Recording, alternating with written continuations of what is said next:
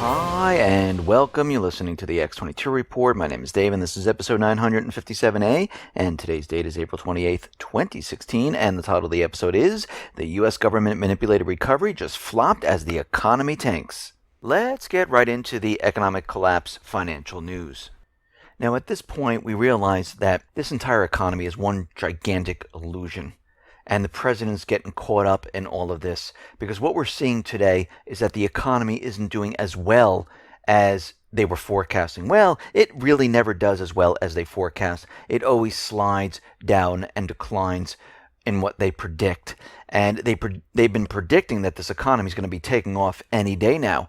And we're realizing that corporations, we're realizing that retail sales, we're realizing housing, we're realizing GDP, unemployment. It is all in decline right now, and all of this has been built up on illusion, manipulation, bubbles.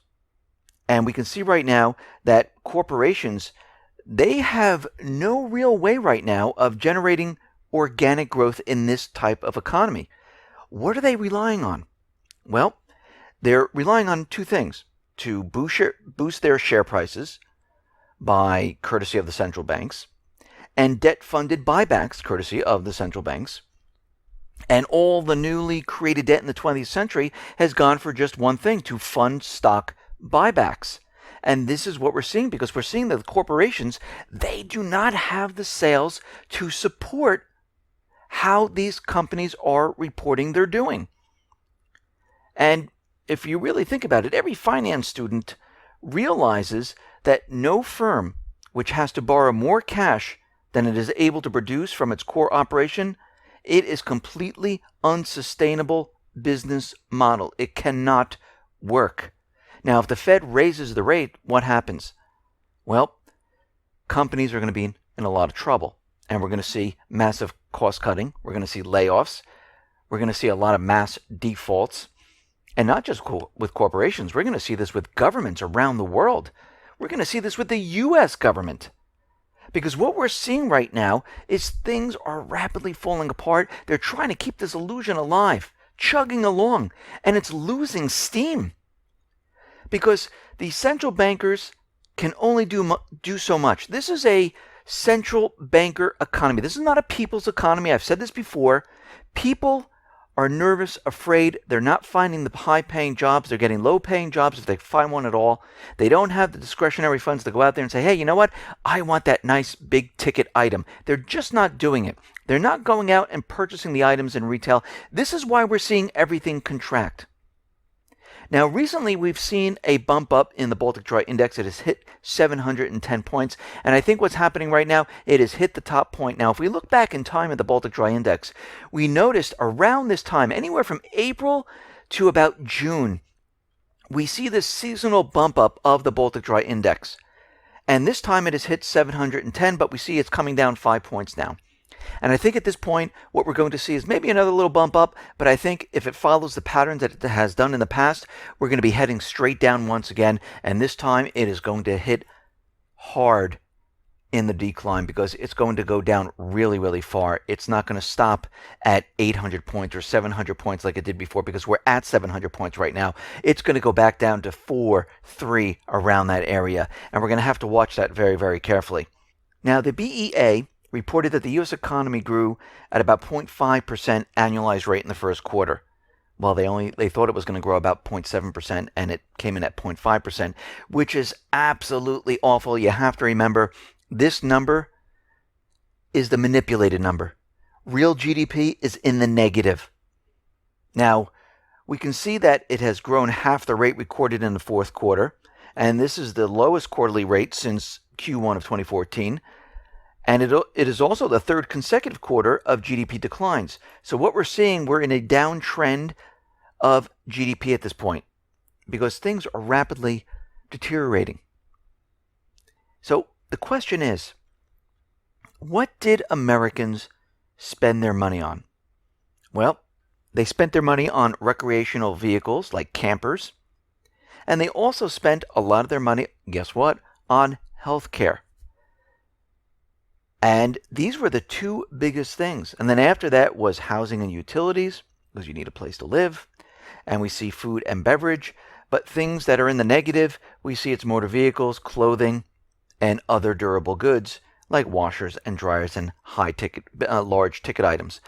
And we can see right now is maybe all these people that are being laid off, all these people who can't pay for their houses anymore, maybe they're buying RVs, campers, to live in those instead so they can move around. They don't need to be in one place instead of paying for the high rent, because we notice that rent is skyrocketing at this time.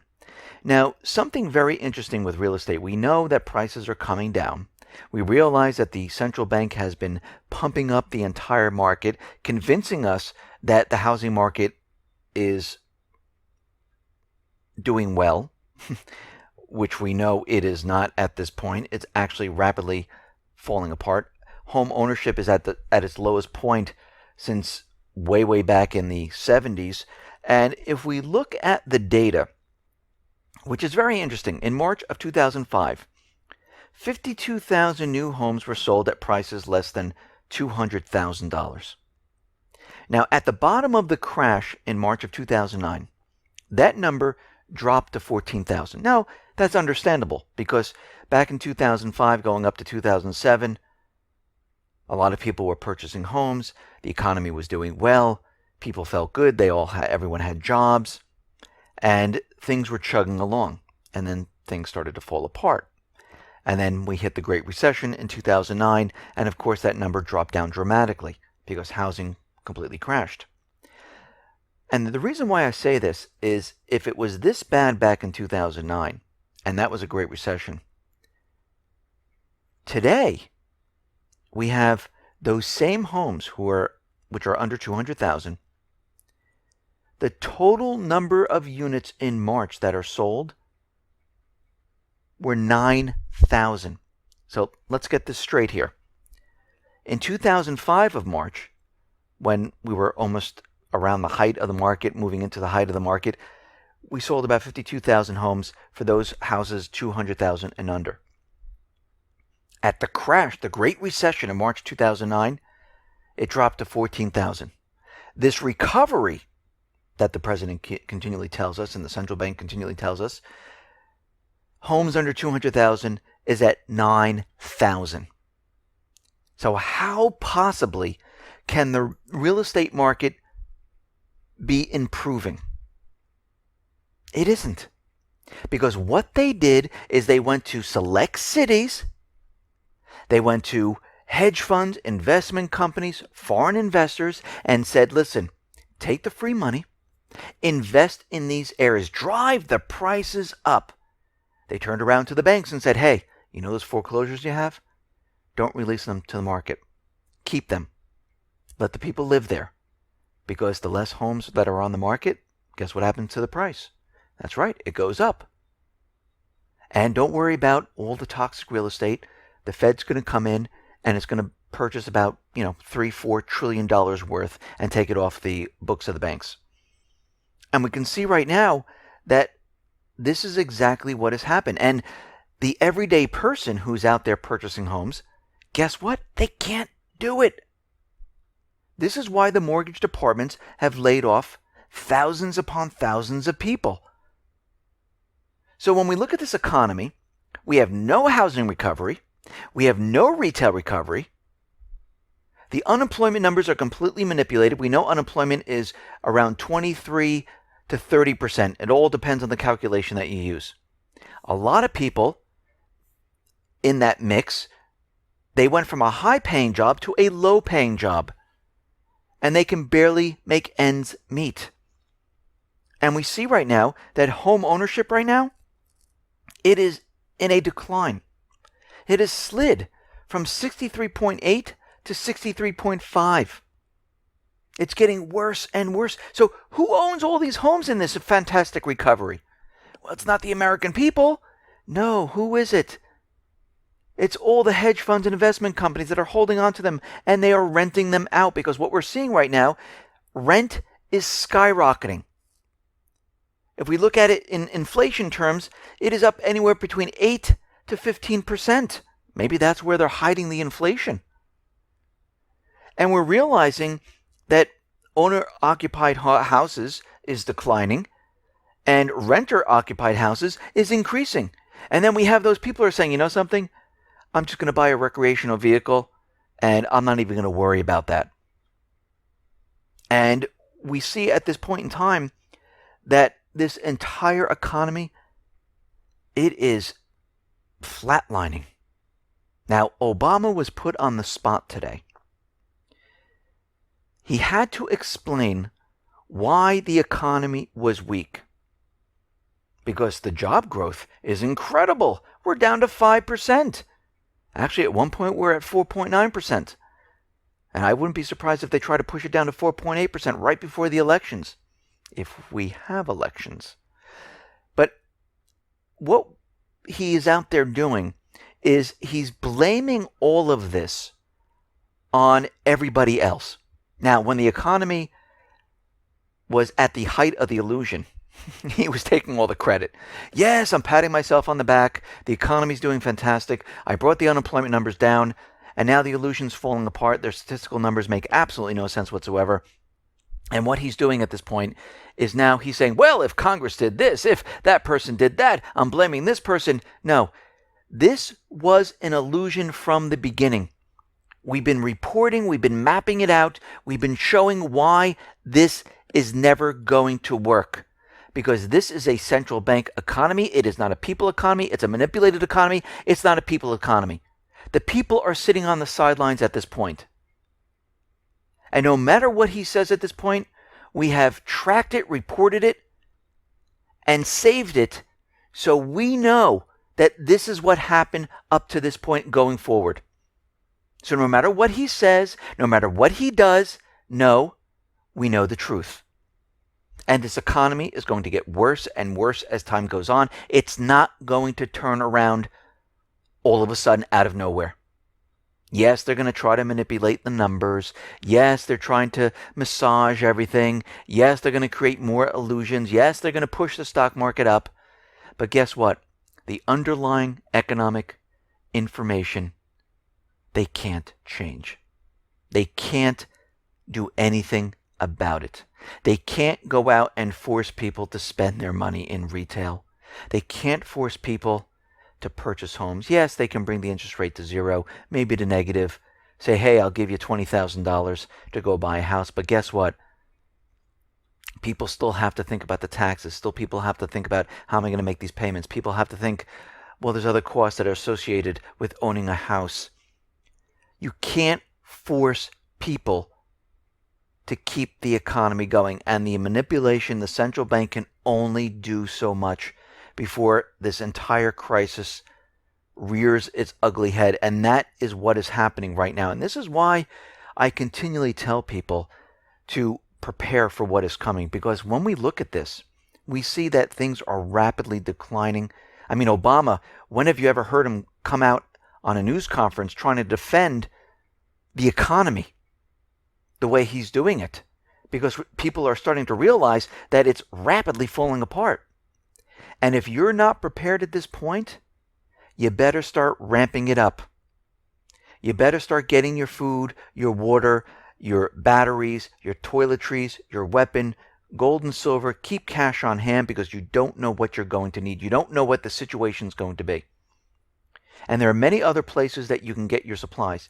You can go shopping all around. You can order it from lifereliance.com. They'll customize your order. They'll work with you. They'll do whatever you need. And there's plenty of places that will do this.